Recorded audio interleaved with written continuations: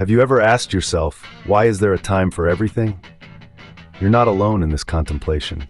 It's the very question explored in Ecclesiastes chapter 3.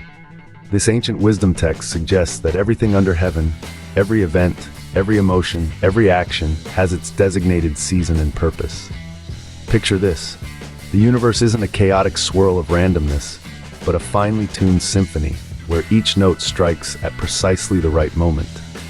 From the joyous moment of birth to the solemnity of death, from the act of planting to the harvest, from moments of laughter to those of tears, each has its appointed time. This idea of time isn't a human invention. It's a divine design, a celestial rhythm to which we are all attuned, whether we realize it or not. As humans, we may not always understand the timing, but we can trust in the purpose. Consider these verses, each painting a picture of life's ebb and flow. The first verse presents a dichotomy of existence, a time to be born and a time to die. This is not merely about the cycle of life and death, but a reminder that beginnings and endings are intrinsic parts of our journey. Next, we find the juxtaposition of a time to plant and a time to pluck what is planted. This reflects the rhythm of work and reward. We sow seeds of effort, nurture them, and then reap the fruits of our labor. Yet it also serves to remind us that there is a season for letting go, for understanding when the harvest is done. The verses continue to explore the contrasts of human experience, a time to kill and a time to heal, a time to break down and a time to build up. These verses speak to the transformative nature of life. There are moments of destruction, yes, but they are followed by healing and rebuilding, emphasizing the resilience of the human spirit. We see further dichotomies, weeping and laughing, mourning and dancing. This suggests the emotional spectrum that colors our lives. There are periods of sorrow, but they are balanced by times of joy and celebration.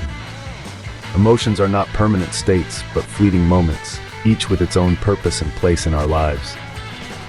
The verses go on to highlight other polarities, such as casting away and gathering stones, embracing and refraining from embracing, gaining and losing. Each pair of opposites signifies the dynamic balance of life. They remind us that life is not static, but a constant interplay of opposing forces.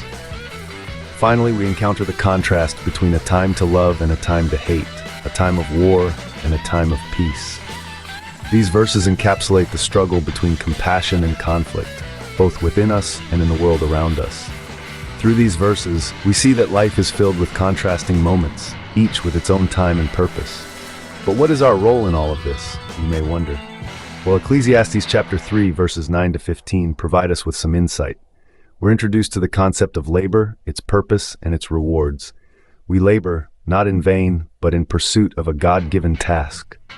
This idea points towards our earthly toil as not just a means of survival, but a divine appointment, a purposeful engagement.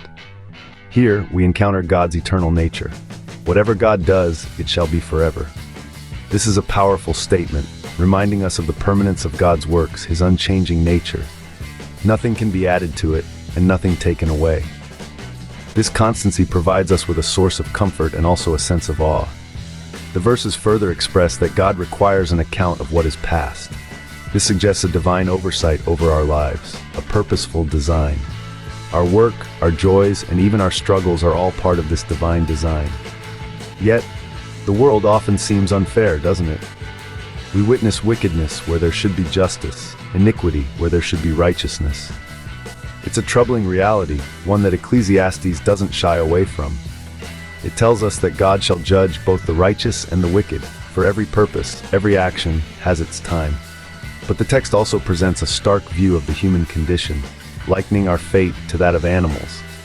We all share one breath, one life, and in death, we all return to dust. It's a humbling perspective, isn't it?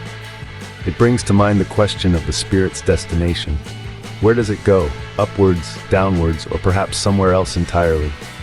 In the end, perhaps the best we can do is to find joy in our own works, our own time. For this is our inheritance, our legacy, and who can truly know what will happen after us? So what can we take away from Ecclesiastes 3?